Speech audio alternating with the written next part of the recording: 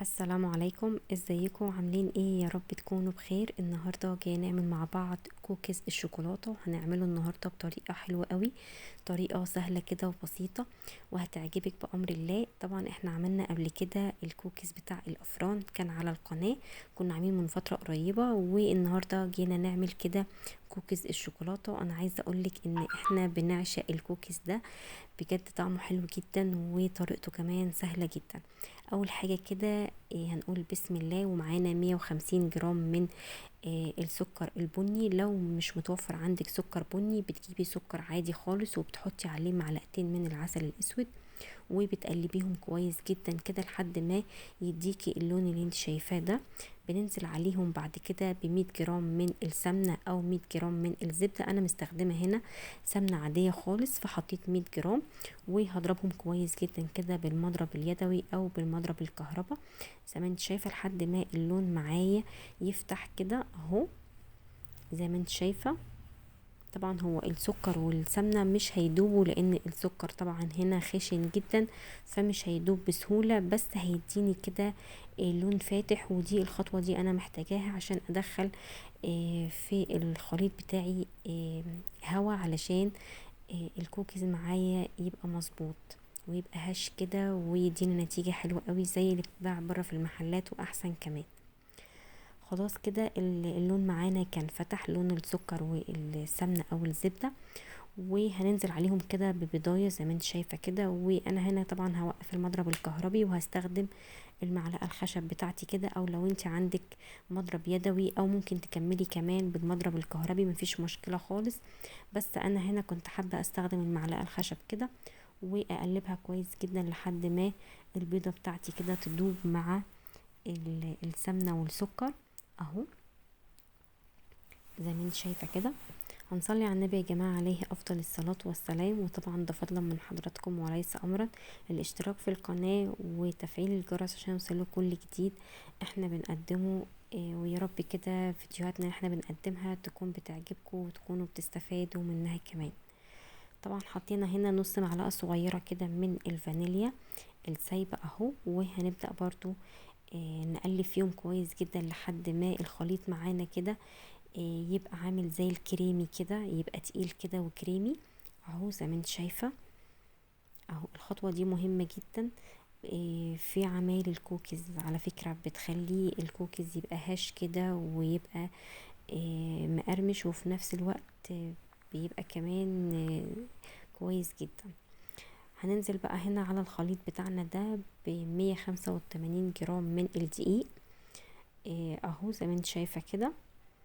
ومعانا كمان معلقة كبيرة من النشا، ومعانا نص معلقة صغيرة من البيكنج باودر، ونص معلقة صغيرة ممسوحة من الملح.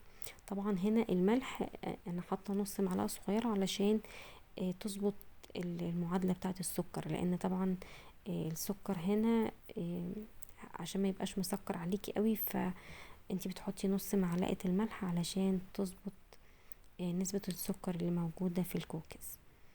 خلاص احنا كده خلصنا العجينة بتاعتنا وركناها على جنب. هنجيب بقى هنا بمعدل 120 جرام من الشوكولاتة. طبعا اي نوع شوكولاتة متوفر عندك بتحطيه كده، بس بتقطعيه الاول كده قطع صغيرة اهو زي ما انت شايفة كده.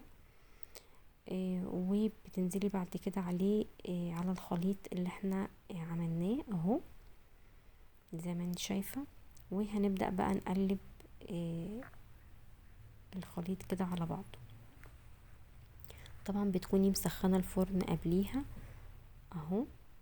وهنبدأ بقى نقلب. احنا بنقلب يا جماعة مش بنعجن، الكوكيز ما بيتعجنش، احنا بنقلبه كده بالمعلقة وخلاص اهو زي ما انت شايفة كده. عايزة اقولك بقى ان هو ريحته من قبل ما تستوي بمجرد ان انت بس بتقلبيه كده، عايزة اقولك ريحته كانت حلوة جدا جدا. والله من اسهل الطرق بتاعة الكوكيز، وعايزة اقولك نتيجته حلوة جدا. لو انت اول مرة تعملي كوكيز بجد هينجح معاكي من اول مرة. ده طبعا للناس المبتدئة اللي اول مرة تعمل كوكيز وعايزة تعمله، بجد بقولك جربيه وانتي مغمضة عينك بنفس الطريقة دي، سهلة جدا جدا وهتديكي نتيجة حلوة قوي. خلاص كده احنا كنا خلاص قلبناه. ممكن تحطيه في التلاجة بمعدل 10 دقايق او ربع ساعة، او ممكن تستخدميه على طول. بصي سواء كده او كده مفيش مشكلة خالص. انا هنا حطيته في التلاجة كده بمعدل 10 دقايق او ربع ساعة، وبعد كده طلعته زي ما انت شايفة كده كورته. و هبدأ على بال ما اجهز الصينية بتاعتي اللي هدخلها الفرن. اهو انا كنت جهزت الصينية كده وحطيت فيها ورقة زبدة. طبعا ما ينفعش تحطي الكوكيز كده على الصينية دايركت، لازم تحطي ورق زبدة علشان طبعا هو بيلزق، فعشان ما يديكيش نتيجة مش كويسة في التسوية لازم تحطي تحتيه كده ورقة زبدة. خلاص كده احنا كنا دخلناه الفرن. عايزة اقولك بصي ريحته كانت قلبة الدنيا، والله ريحته كانت جميلة جدا، وطعمه كمان كان رهيب، احلى من بتاع المحلات، وحاجة كده نضيفة انتي اللي عاملاها بايديكي.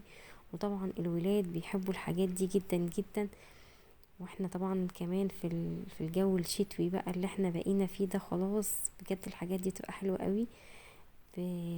تشربيها كده، تاكليها معلش تاكليها مع فنجان القهوة بتاعك او النسكافيه او الشاي بلبن، حاجة كده بتبقى حلوة جدا للفطار الصبح للولاد. حاجة كمان بتقدميها لو انت عندك ضيوف بتبقى حلوة جدا. ممكن تضعفي الكمية، انا كنت عاملة مقدار واحد، ممكن انت تعملي مقدارين او 3 على حسب الكمية اللي انت محتاجاها. بس عايزة اقولك ان هو بجد نتيجته بتبقى حلوة جدا من اول مرة. ما تقلقيش خالص من عمايل الكوكيز، من اسهل الطرق ومن احلى الحاجات الحلوة اللي انت ممكن تعمليها في البيت لولادك. حاجة كده ما بتاخدش